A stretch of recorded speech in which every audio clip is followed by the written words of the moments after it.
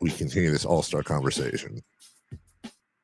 LeBron and Anthony Edwards, let's not forget Edwards was out with, he was sick. They showed what players really think about us lowly, petty fans. They don't care. They act like they do, but they're bad actors. Players say one thing in the public and pretend to be advocates for certain things, but it's all about what they can get, not give. They don't see us as their customers. WWE athletes get it. NBA players don't. NHL players get it too. I would also say NASCAR for all the conversation we're going to have about that. I would say NASCAR drivers generally get it. I think it's a very salient point. I would say one thing: it's always dangerous when you paint with a broad brush. There are plenty of NBA players that are truly good dudes that reach out, do a ton of charitable stuff, and that don't take the fans serious or don't take the fans for granted. There are, but I think his point stands. Here's my response to that, though, and I mean this with all the love of somebody who feels very similar to Dwayne about this sometimes. What are you going to do about it? Like, what leverage do you have? I don't mean you, Dwayne. I mean you, the Royal. What? You're right. What are you going to do about it? You going to stop watching? For all this talk about what's wrong with the game of basketball, for all this talk about this and that, whatever, here's a newsflash. The NBA, if the NFL didn't exist, the NBA would be the juggernaut. Every aspect that matters when it comes to the NBA, every aspect continues to grow. Tickets rise, attendances rise. These TV deals that they just signed are incredibly huge. Valuations of teams continue to skyrocket. We're about to get 2 expansion teams, almost certainly Seattle and Las Vegas. And for a couple of years, we've been saying that's going to be a $5 billion expansion fee. It's probably now leaning more towards a $6 billion expansion fee. That's $1 billion over a couple of years. They're going to jack it up because people will pay it. I see 818 agent on here saying, well, some people stop watching. That's why ratings are down. Ratings are a tough thing to quantify, guys, because you have so many different ways to watch the sport. It's very difficult to look just at straight ratings and make a conclusion because you have so many different aspects and so many ways to watch it. Some people watch games. Some people watch games illegally. Some people watch games in groups. Some people, they watch the NBA a lot like I watch SNL. If really awesome things happened, I'll see it on social media. And the NBA is the best, maybe in the world, at utilizing social media and making it something that people watch. There are just some people that watch for that, and then they tune in for the playoffs. But make no mistake about it, the NBA is incredibly healthy and thriving. So the question is, well, what are you going to do? These players are making $50, $40, $30, $20 million a year. They're making so much money. And the way they're making that money is on your backs. You're paying to go watch the games. You're buying the popcorn for $8 and the beer for $11 and the parking for $25. And if you're not doing that and you're at home, you're watching the TV and you're obviously buying the products. Maybe not you, sir, and maybe not you, ma'am, but the royal you is buying the products. You know, I know this because there are metrics that these advertisers have that show the response rates, that show the activation rates that come directly off of these commercials, whether it's on a local level like NBC Sports California or whether it's on a national level like TNT or soon to be NBC. Do replays on social media count as ratings? No, they don't. Yeah, it's a whole aspect of the sport that people view that do not count for ratings, but it counts for growing the game, and a lot of these are advertised. There's entire cottage industries off of social media. So my response is probably not, how do you fix it? Well, I don't know. because, and I'm not trying to get back into the fan union conversation that we constantly dip in and out of, but until something like that happens, fans have no leverage. You do. The fans do have leverage. They just don't realize it. They don't.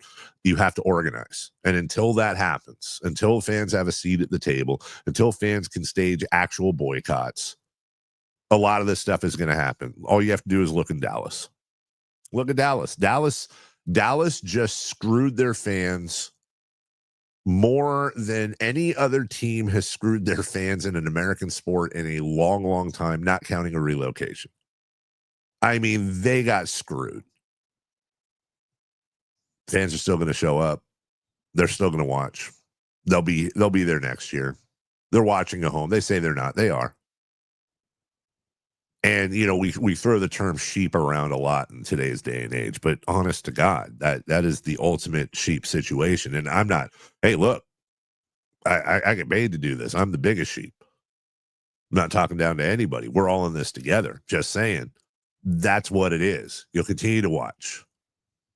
You will continue to watch, and you will like it.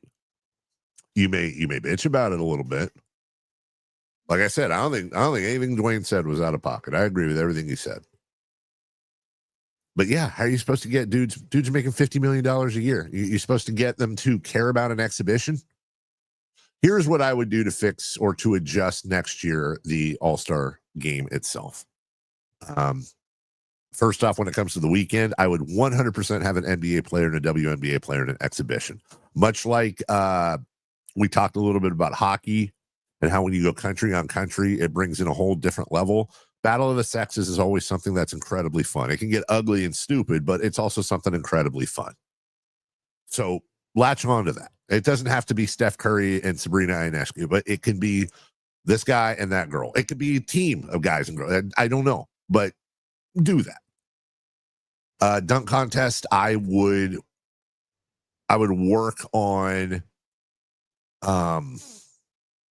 getting more star power in there, and I don't know how you motivate that, or even if you can, but I think that's the key.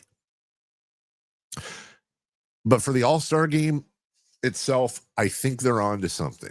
But I think you need to quit screwing around like you had Team Candace and Shaq and Charles, whatever. Don't do that. Just do the teams like they were advertised. Do the OGs, the prime times, the guys that are, the Jaylen Browns and Jason Tatums, the guys that are in their prime right now. The OGs would be the LeBrons and the Kevin Durants, et cetera, et cetera. Do the internationals, the Luka Doncic's, the Nikola Jokic's, et cetera. And then combine your rising stars. Take the best out of the rookies and sophomores, make an all-star team out of that one, an all-star of, those two sections. And then have them all face off and do some trash talking beforehand, get the egos involved. Because if there's one thing that can cut through all the privilege and all the money that these guys have, it's when their egos are on the line. And I saw the glimpse of that, as I said, on Sunday, when it was the young guys versus the OGs. So do that, because prize money ain't going to cut it. You got these guys, you're gonna ask them to actually break a real sweat and play full out for what, $1 million? To you and me, that's life-changing money. To them, that's a line item in their tax return. That's what I would do. That's what I would focus on, and I think they're on to something. I wouldn't mind a one-on-one, as some people are saying. I wouldn't mind a one-on-one at all. I also wouldn't mind changing up the venue. Somebody said play it outdoors in a football stadium. That'd be cool. I don't know if that would work. The problem is you got to deal with the elements. It would have to be in a good weather place. I don't think you could pull that off in most of the country. It would have to be a Hawaii or a Florida or something like that. So I don't know if we're going to be able to do that, but I would focus on that. And then lastly, USA versus the world. I think we're almost there.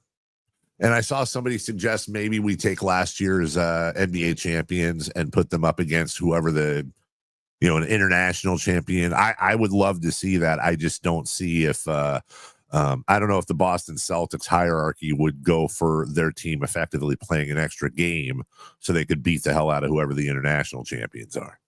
But I would love to see that whole argument be put to bed. What do you call them, the world champ? They are the world champions. Shut up. Lastly, actually, I know I just said that. One thing, because I have seen some questions about this. You're seeing the finalists now out for, I want to say, the 2028 All-Star game. And every year when you see this, you see people ask, where is Sacramento? I'm just here to tell you again, and I hate saying it every year, Sacramento is nowhere near close to getting an All-Star game. It's almost certainly not going to happen in my lifetime unless somebody comes up with the magic cracked code to figure it out, as they almost did about 10 years ago with the cruise ship. But it's the hotel space and lack thereof that is screwing Sacramento. And it's why you see places like Orlando, which is a similar demo to Sacramento, but that is a destination city. It is a resort city. They have plenty of hotel rooms.